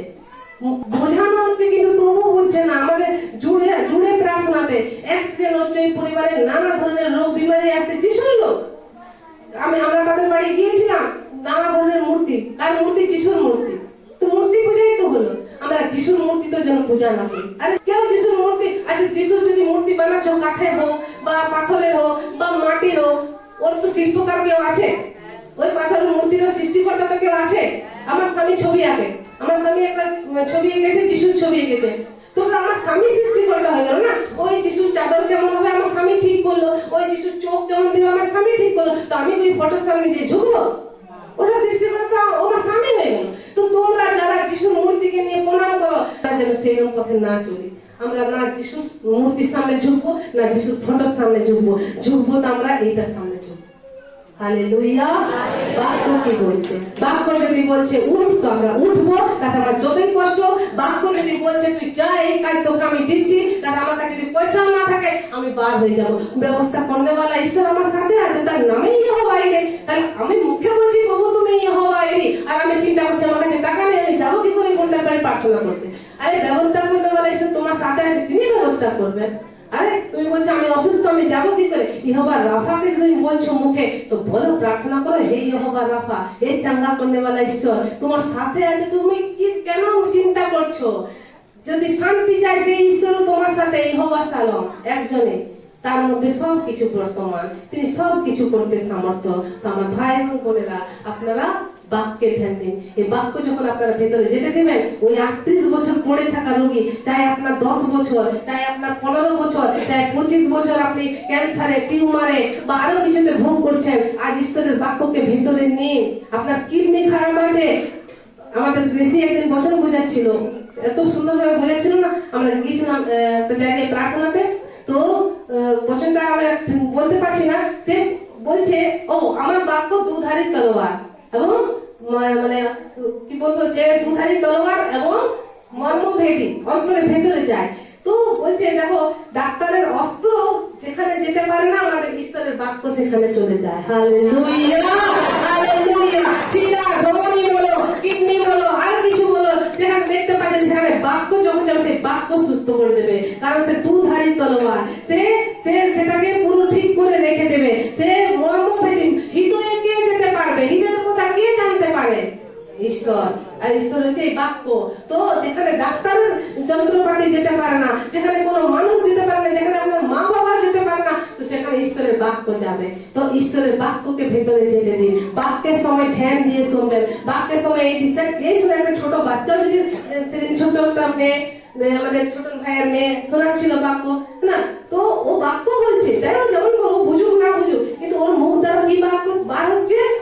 জীবন্ত ঈশ্বরের বাক্য বার হচ্ছে। আমরা যেন ধ্যান দিয়ে শুনি, আর সেই মেয়ের মহিমা নয়, প্রভুর মহিমা, যে মেয়েকে অত বুদ্ধি দিয়েছে যে সে বাক্যগুলোকে মনে রেখেছে এবং পরপর সে বলে যাচ্ছে। আমাদের সঞ্জয়কার মেয়ে না ছেলে ছিল, কত সুন্দর ভাবে বলছিল বচনগুলো একটার পর একটা। তো কার মহিমা? প্রভুর মহিমা। সেই সন্তান দিদিকে তিনি বুদ্ধি দিয়েছেন। Hallelujah, hallelujah, hallelujah. তো আমরা নিজেদের পাপ আমাদের সম্মুখে আছে, দাউদ বলেছিল, আমরাও জানি আমাদের পাপ আপনার সম্মুখে নেই, আমার পাপ আমার সম্মুখে আছে, আর আমরা ঈশ্বরের বিরুদ্ধে পাপ করছি। আর পাপ যেন না করি, ফির সে পাপ মত করনা। হালেলুয়া, ফির সে পাপ মত করনা। তো আপনারা জেনে যান আমরা কি কি পাপ করছি, অত ছেড়ে দিন। আর তখন আপনি আপনার যেটাতে আপনাকে ফেলে রেখে দিয়েছিল, ওই 38 বছরের রোগীকে কিসে খাটে জড়িয়েছিল না, সে ওই খাটে আপনাকে তোলাবে। হালেলুয়া, ওই খাটে আপনি তুলে নিয়ে পারবেন না, মহিমা হবে প্রভু। এই রোগ ওকে ফেলে রেখে দিয়েছিল, এই ব্যভিচার ওকে ফেলে রেখে দিয়েছিল, তো এই ব্যভিচার মানে যেটা শয়তান আপনাকে কাজে লাগাচ্ছিল, প্রভুকে যখন নিজেকে সমর্পণ করবেন, প্রভু ওই দ্বারা অনেক মহিমা করবে। হালেলুয়া, ওই ব্যভিচার সব মূলে খতম করে দেবে আপনার জীবন থেকে। এবং যে আপনি ঘৃণার পাত্র ছিলেন, আপনাকে যিশায়া 7 বচন দ্বারা আপনাকে শ্লাঘার পাত্র করে দিবেন। যে লোকেরা তোর মধ্য দিয়ে কোনোদিন যেত না, তারা বলবে সিয়ন কন্যা, এই জীবন্ত ঈশ্বরের কন্যা। Hallelujah, hallelujah. প্রভু এই বাক্যের মাধ্যমে সকলকে আশীর্বাদ করুন। আসুন একটু ছোট্ট প্রার্থনা করুন। প্রভু তোমায় ধন্যবাদ, তুমি তোমার কথাকে জানতে সাহায্য করলে, তোমার ইচ্ছাকে জানতে সাহায্য করলে। হ্যাঁ প্রভু, আমরা সেই খাট, সমস্যা রূপী খাট, রোগ রূপী খাট নিয়ে আমরা আছি প্রভু, কিন্তু তোমার বাক্য বলছে উঠ, খাট তুলে নিয়ে চলে ফিরে বেড়া।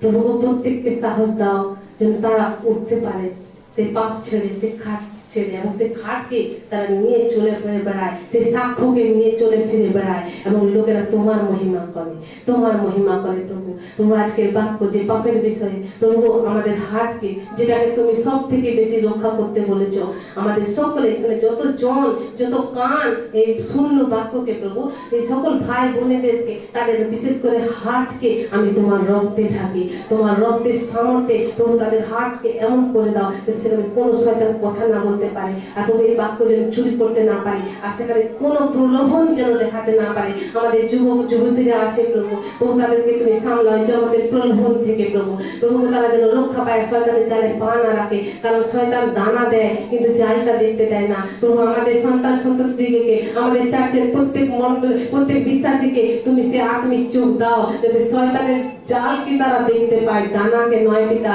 আর দানার লোকে তারা যেন জালে পা না রাখে। প্রভু আজকের বাক্য প্রভু তাদেরকে যেন সুরক্ষিত রাখে। তারা যে পাপ ছেড়েছে এবং তুমি তাদেরকে সুস্থতা দিয়েছো, কাউকে ক্যান্সার থেকে, কাউকে কিডনির প্রবলেম থেকে, কাউকে অন্ধত্ব থেকে, কাউকে আরো আরো কত কিছু থেকে, মৃত্যুর আওতা থেকে প্রভু তারা যেন সে পাপ না করে। প্রভু তুমি রক্ষা করো তাদের হাতকে, প্রভু তুমি রক্ষা করো তোমার আগমন দিন পর্যন্ত। প্রভু আমরা যেন সুরক্ষিত থাকি এবং বেদাগ থাকি, বেঝুরি থাকি, যাতে তুমি তোমার দুজনকে নিয়ে যেতে পারো। আমরা যেন তৈরি থাকতে পারি প্রভু তোমার সাথে যাওয়ার জন্য। প্রভু আজকের বাক্যের জন্য তোমায় ধন্যবাদ, পবিত্র আত্মা তোমায় ধন্যবাদ। তুমি ব্যবহার করলে, তুমি কথা বললে, তোমার সকল আদর মহিমা দিলাম পিতা। এই ভাই বোনেদের কাছে বা তাদের হাতকে তোমার রক্তের নিচে রেখে এই প্রার্থনা উদ্ধারকর্তা নাসরীয় প্রভু যিশু আমরা তোমারই নামে চাইলাম, আমেন।